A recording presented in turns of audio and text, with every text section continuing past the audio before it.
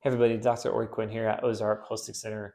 And today I want to talk about something that we see quite often here in the office that is really like an overwhelming issue when people present with it. And I feel like over the years I'm seeing more and more of it happen. So one of the things that we commonly look at is food sensitivities. Like if people are having an immune reaction to a food, it plays a massive role in terms of inflammation factors of your gut, the possibility of leaky gut, and so therefore protein structures get in the blood that you don't want to be there and then creating more systemic inflammation. It's a pathway for so many different autoimmune conditions and many other health problems that are out there. And so to have one food sensitivity is bad enough, especially because most of the time it's like your big hitters, right? It's like a gluten or like a dairy or a soy or something that's in or corn, like in a lot of foods. And you have to make those dietary shifts and like changes. But so what happens when you start seeing more and more foods present? And it's something over the years I've seen, and for a long time I didn't know what it was. And I was like, why is the body reacting this way?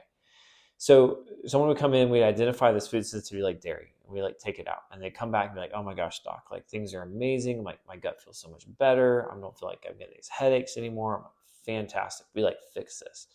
So then you fast forward like another month or two, and they come back in like, doc, some of these things are coming back. I promise I'm not eating dairy. I know initially I used to think like, well, dairy can sneak into a lot of stuff. Like we gotta get like really strict on this, like make sure it's like gone. But then sure enough, we'd figure out like, hey, no, now there's like a nightshade sensitivity going on. Like, okay, that's weird. Like, why was okay? I guess we'll just take out these nightshades, right? Take out the nightshades, and the same thing would occur. The next thing you know, like gluten, gotta take that out. Pull.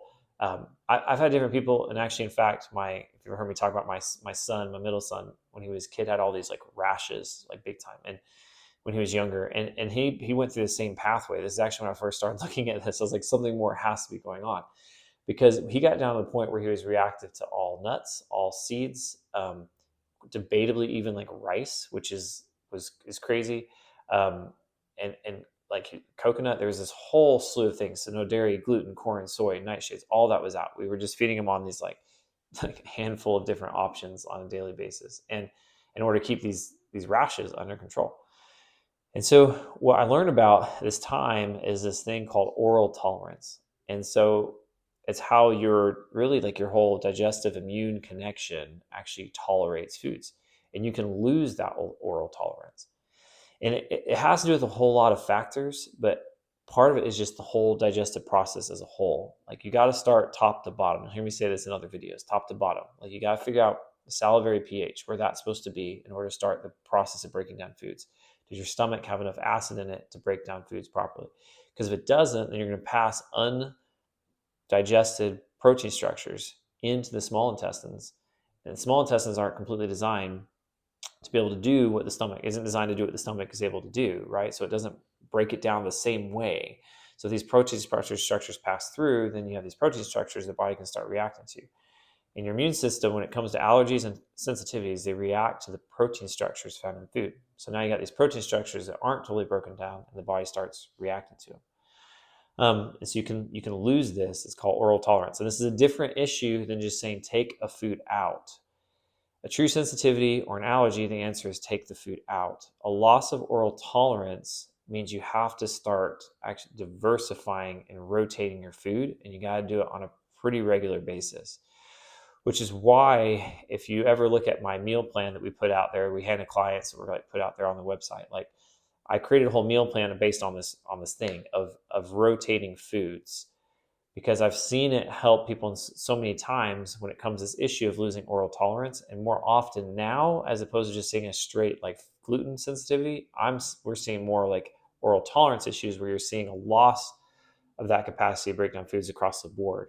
And if you run food sensitivity panels, it's not like just one or two foods, which I can't tell you why. Like 10 years ago, that's what you'd see because I run food sensitivity panels my whole time in practice practically. And now we run food sensitivity panels and we'll see like, 20 foods, 30 foods, 40 foods people are reacting to. It's like, okay, this isn't take out these foods. In fact, you don't want to do that because you're trying to actually rebuild their body's ability to break down these foods. If they don't get exposed to it, then you can't break them down. Like help the body train itself to start breaking these foods down more. So what you have to do is back off amounts, back off dosages, and start rotating through these different foods in order to regain that. because you want diversity in your diet. Diversity is what trains your gut biome, your microbiome. It trains your enzyme production, because the body gets hit with these different foods and it knows it has to break them down. So it then triggers the response to start producing more of these. So the more diverse, the more you change things, the more enzymes you're encouraging to be created, and the more different types of bacteria, which is the bigger thing, the more different types of bacteria start developing in the gut, and then that's what helps in this breakdown process. And to finish the story with my son, this actually did work. So we went months and months of having these massive rashes, and they calm down and come back and calm down and come back. And eventually, kind of going through this process, we're able to figure that out. Balance pH of the gut and remove and start like lower the amount of all these foods he's eating, and then just start rotating through them. And so it really does work really well. So cool concept, something to think about. It can be identified in different ways. One, just simply because you're like seeing this happen, which a lot of people get to that point, or you can run food sensitivity panels and kind of run and look at the whole thing and be like, oh yeah, I've got 20 different food sensitivities. So it's like, this is a loss of oral tolerance is what that is. So something to think about, and just something to take a look at, and hopefully that helps you in your own like health journey that you're going through. Thanks, guys.